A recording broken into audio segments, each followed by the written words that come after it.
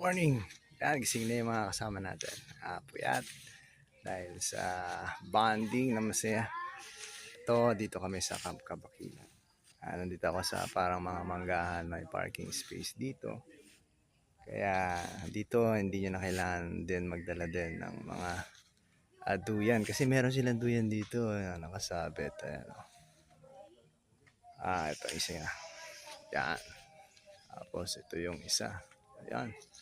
May mga duyan dito. Marami. Ayun yung pavilion, nandiyan yung mga kasama.